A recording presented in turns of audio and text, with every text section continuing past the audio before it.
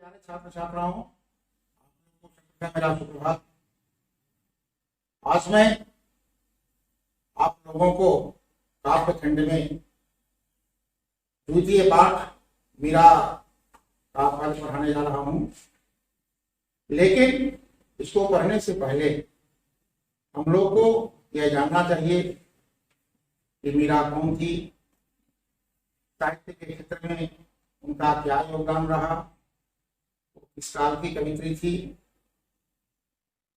उनका जीवन किस तरह इस धराधाम पर बीता। इन तमाम प्रश्नों का जब हम उत्तर ढूंढने का प्रयास करेंगे तो हम लालायित हो जाएंगे। हमें मीरा का परिचय जानना चाहिए।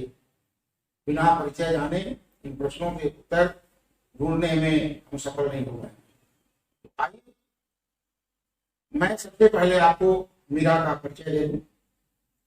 हम लोग जानते हैं कि हिंदी साहित्य को मुख्यतः 4 भागों में बांटा गया: वीर गाथा काल, भक्ति काल, रीति काल और आधुनिक काल। भक्ति काल को 2 भागों में बांटा गया: सगुण ब्रह्म और निर्गुण ब्रह्म। तो मीरा भक्ति काल की कवयित्री हैं और यह सगुण ब्रह्म की भाषा। सगुण ब्रह्म को आगे चलकर 2 भागों में बांटा गया: भक्ति शाखा और कृष्ण भक्ति शाखा। मीरा कृष्ण भक्ति शाखा की कवयित्री मानी जाती है क्योंकि इनके आराध्य देव भगवान कृष्ण रहे। तो सगुण ब्रह्म के वैसे भक्त कवि जिनके आराध्य देव भगवान राम हुए, वे राम भक्ति शाखा के कवि कहलाए, जैसे तुलसीदास। और सगुण ब्रह्म के वैसे कवि जिनके आराध्य देव भगवान कृष्ण रहे, वो कहलाए कृष्ण भक्ति शाखा के। मीरा के आराध्य देव भगवान कृष्ण थे, इसलिए मीरा कृष्ण भक्ति शाखा की कवयित्री मानी जाती है। क्या बच्चों, अब मैं बता दूं कि मीरा का जन्म कब हुआ, कहाँ हुआ, कैसे उनका जीवन बीता, भक्ति की ओर उनका अधिकाधिक झुकाव कैसे होता चला गया। आइए इन प्रश्नों का उत्तर ढूंढे कवि परिचय के माध्यम से। तो मीरा का जन्म जोधपुर के चोकरी, जिसका उपनाम है कुर्की या दूसरा नाम कहेंगे कुर्की, इसी गांव में 1503 ईस्वी में मीरा का जन्म हुआ था। इसका कोई प्रामाणिक आख्यान नहीं है, ऐसा मान लिया गया। इसका कोई साक्ष्य उपलब्ध नहीं। मात्र 13 वर्ष की उम्र में मेवाड़ के महाराणा सांगा के कुंवर भोजराज से मीरा का विवाह। उस समय बाल विवाह की प्रथा थी। बहुत कम उम्र में ही मीरा का विवाह महाराणा सांगा के कुंवर उनके सुपुत्र भोजराज के साथ। मीरा का जीवन दुखों की छाया में बीता। बाल्यकाल से ही मीरा दुख की छाया में अपना जीवन यापन की। बाल्यावस्था में ही प्रथम मां का देहांत हुआ। विवाह के कुछ ही साल बाद मर गए। फिर पिता और एक युद्ध में श्वासोर का भी। तो जिसके जीवन में सगे संबंधियों का इतना भी लगाव हो जाए, सबके सब चले जाएं, सदा सदा के लिए चले जाएं, निश्चय ही उनका जीवन दुखों की छाया में। ये हाल मीरा के जीवन में है। मीरा इन घटनाक्रम से भौतिक जीवन से बिल्कुल निराश हो और घर परिवार को त्याग वृंदावन में डेरा डालकर पूरी तरह गिरधर गोपाल कृष्ण के प्रति मनसा वाचा और कर्मणा।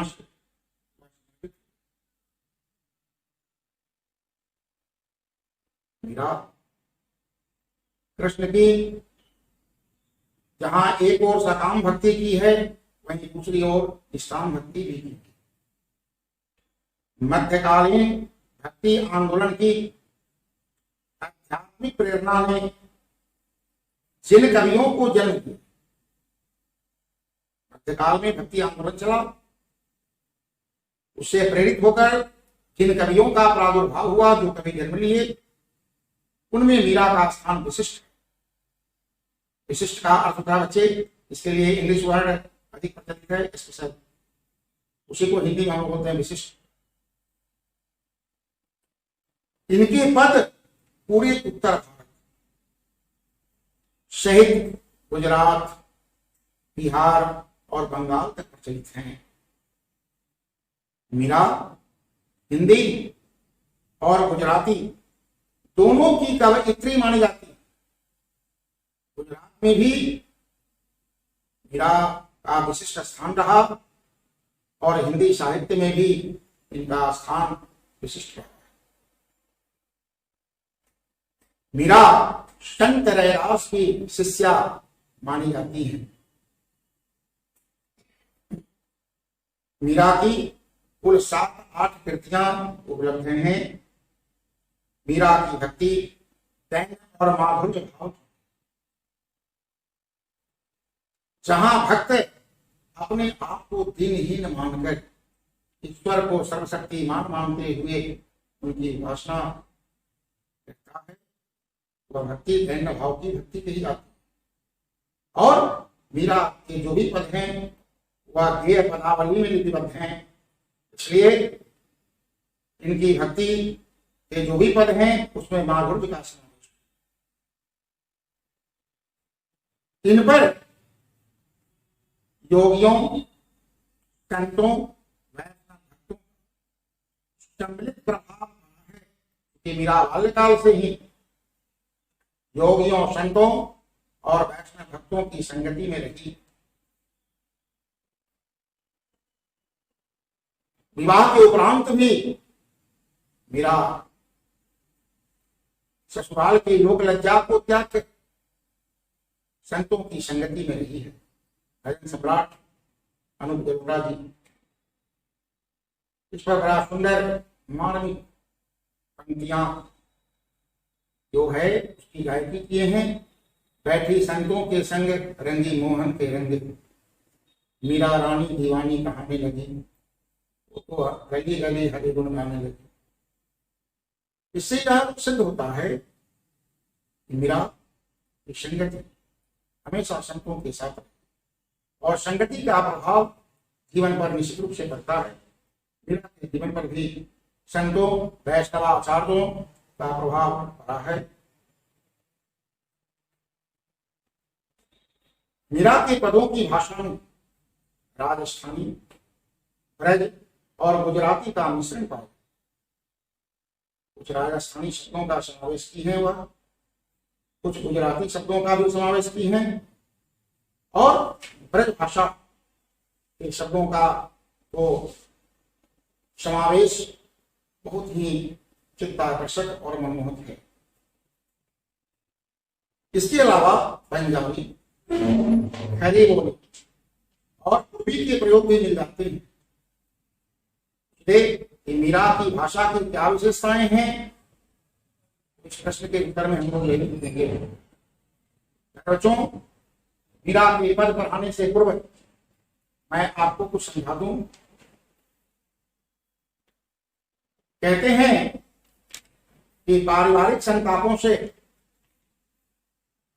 मुक्ति पाने के लिए मीरा घर द्वार छोड़कर वृंदावन में आवश्यक।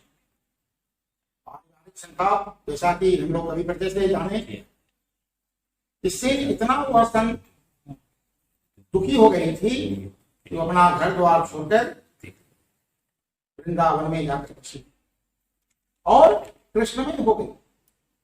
कृष्ण की भक्ति में ही बिल्कुल लीन हो गई। इनकी रचनाओं में इनके आराध्य जिस प्रभु की हम आराधना करते हैं वो हमारे आराध्य कहे जाते हैं। हम लोग जानते हैं कि मीरा के आराध्य कौन है? भगवान कृष्ण हैं। तो इनके आराध्य यानी भगवान कृष्ण कहीं निर्गुण निराकार ब्रह्म है, कहीं सगुण साकार गोपी वल्लभ श्री कृष्ण, और कहीं निर्मोही परदेसी योगी के रूप में संकल्पित। एक ही प्रभु हैं जो कहीं सगुण साकार हैं, कहीं निर्गुण निराकार। हम जिस मार्ग से उनकी निष्काम भक्ति करते हैं, जीवन में हमारी मनोकामना उस भक्ति के प्रभाव से निश्चित रूप से पूर्ण होती है। मार्ग अलग अलग हैं, लक्ष्य एक ही है, इस आत्मा को परमात्मा से मिलाना। मीरा सभी मार्गों को अपनाई। वे गिरधर गोपाल के अनन्य और एकनिष्ठ प्रेम से अभिभूत हो उठी थी। मीरा एक निष्ठ प्रेम केवल गिरधर गोपाल अर्थात भगवान कृष्ण के प्रति मीरा की थी। जो पाठ हम लोग पढ़ेंगे, इस पाठ में संकलित दोनों पद, दो पद हैं इसमें, दोनों पद मीरा के इन्हीं आराध्य को संबोधित। दोनों पद में मीरा किसी न किसी रूप में भगवान कृष्ण को ही संबोधित की है। मीरा अपने आराध्य से मनोभाव भी, लाल भी डराती है और अवसर आने पर उलाहना देने से भी नहीं चुकती। जो प्रभु के प्यारे हो जाते हैं, जिसके लिए भौतिक धन कुछ होता है, जो भगवान को अपना सर्वस्व मान लेते हैं, वे उनसे समयानुसार मनोभाव करते हैं, लाभ लगाते हैं, और यदि कुछ कमी देखते हैं तो प्रभु को उलाहना देने से भी तनिक भी नहीं हिचकिचाते। एक बार मीरा उनकी क्षमताओं का गुणगान स्मरण करती हैं तो उन्हें उनके कर्तव्यों की भी याद दिलाने में देर नहीं लगाती। यदि हम ईश्वर की निष्काम भक्ति करते हैं तो ऐसे भक्तों की रक्षा करना ईश्वर का कर्तव्य होगा। मीरा अपने आराध्य भगवान कृष्ण को उनके कर्तव्यों की भी याद दिलाती है। मेरे बच्चों, जो प्रथम पद हम लोग पढ़ेंगे उसमें मीरा क्या कहती हैं, ध्यान देंगे। इसमें मुख्यतः राजस्थानी शब्दों का समावेश है। इस पद के माध्यम से मीरा भगवान कृष्ण से अपनी पीड़ा हरने की प्रार्थना की है। कहती हैं, हरि आप हरो जनरी हीर, हे हरि, हे मेरे श्याम, हे कृष्ण, आप लोगों की पीड़ा को, लोगों के कष्टों को हर लें, दूर कर दें, क्योंकि वे आपके भक्त हैं और आप ही उनके सर्वस्व हैं। कैसे करो? देखिए आगे, द्रौपदी लाज राखी आप रहायो चीर। जब दुष्ट दुर्योधन के आदेश पर दुशासन द्रौपदी का चीर हरण करना प्रारंभ किया, द्रौपदी सभा में सबको पुकारी, लेकिन कोई उसकी प्रार्थना को सुनने में सक्षम नहीं हुआ। तो अंततो गत्वा हुआ भगवान कृष्ण को पुकारी। उसकी लज्जा बचाने के लिए भगवान कृष्ण दौड़ते हुए आए थे और वस्त्र बढ़ाकर उसकी लज्जा को बचाए। दुशासन उसकी साड़ी खींचते खींचते थक गया, बेसुध हो गया, लेकिन उसकी प्रतिष्ठा नहीं है। मीरा याद दिलाती है प्रभु को, ये प्रभु, जिस तरह आप द्रौपदी की लाज रख लिए थे और वह निर्वस्त्र न हो जाए इसके लिए आपने वस्त्र बनाया था, साड़ियां लगाई थी। आगे मीरा कहती हैं कि भगत कारण रूप नरहरि करे वो आप शरीर। आप जब अपने भक्तों को दुखी देखे, जब जब धर्म की हानि हुई, अधर्म का साम्राज्य बढ़ा, इस विषम परिस्थिति में आप मानव शरीर धारण करने में भी तनिक भी विलंब नहीं किया था। तो आप भक्तों के कारण ही मानव शरीर धारण किए थे। बूढ़तो गजराज राख्यो काटी कुंजल भी। आप बूढ़े ऐरावत हाथी की पीड़ा को दूर करने के लिए दौड़े चले आए, ग्राहक को मारकर उस कुंजल यानी हाथी की आपने रक्षा की, इसलिए कि वह आपका परम भक्त था। दासी मीरा लाल गिरधर करो महारी लगी। अंत में मीरा कहती है कि प्रभु हे गिरधर लाल, भगवान कृष्ण गोवर्धन पहाड़ को धारण किए थे, इसलिए उनका एक नामकरण गिरधर। हे गिरधर, हे प्रभु, मैं मीरा आपकी दासी हूं, इसलिए आप मेरी पीड़ा को, आप मेरे कष्टों को दूर कर दें, यही आपसे मेरी अपेक्षा है। प्यारे बच्चों, एक प्रथम पद है, आप इसको बार बार श्रवण करेंगे और इसका भावार्थ लिखने का प्रयास करेंगे। जब आप भावार्थ लिखेंगे तो अभ्यास के बहुत से प्रश्न ऐसे हैं जिसका उत्तर इसमें छिपा हुआ है, आप ढूंढेंगे, प्रश्न अभ्यास भी करेंगे। बहुत बहुत धन्यवाद।